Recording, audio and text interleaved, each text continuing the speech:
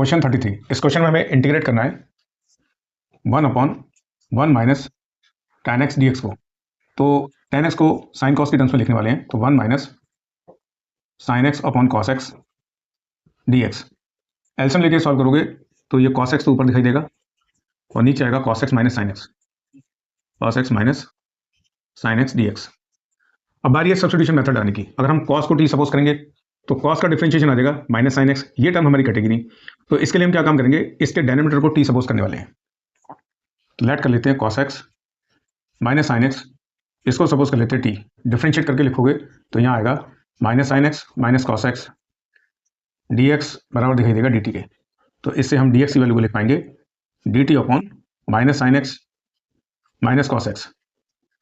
अब देखो इस वाले टर्म को देखो, तो यहाँ कितना आ रहा है कॉस एक्स यहाँ पे भी आ रहा है, माइनस साइन एक्स यहाँ दिखाई दे रहा है। तो इसको हम कुछ इस तरीके से लिखने वाले हैं, cos x minus sine x, और इस माइनस साइन एक्स को बैलेंस करने के लिए हम लिखेंगे प्लस साइन एक्स, और पूरे के नीचे क्या चल रहा है cos x minus sine x.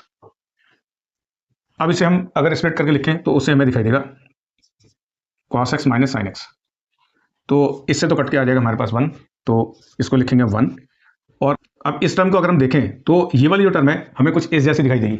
अंतर कितना आ रहा है, यहाँ कॉस दिखाई दे रहा है, यहाँ कितना आ रहा है साइन आ रहा है। तो इसको फर्दर इंटीग्रेट करने के लिए हम इसी स्टेप को दोबारा देखने वाले हैं। तो हमने निकाला था डी एक्स बराबर कितना डी टी, और इसको भी हम माइनस कॉमन लेंगे तो इससे हमें दिखाई देगा sine x plus cos x. तो हमें इसको एलिमिनेट करना है, तो साइन एक्स तो यहाँ दिखाई दे रहा है, एक कॉस एक्स की हमें जरूरत है। तो ये कॉस एक्स हम कहाँ से लाएंगे, तो इसके लिए हम क्या काम करेंगे, इसको 2 से मल्टीप्लाई करेंगे, 2 से डिवाइड करेंगे।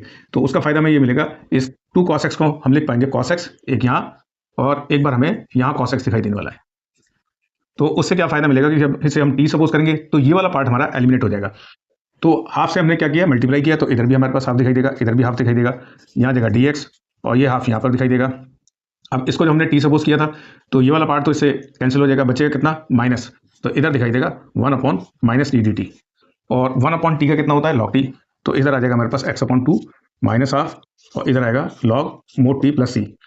तो इससे आएगा x upon 2 minus half log, और टी को रिप्लेस करोगे आप cos x minus sine x से।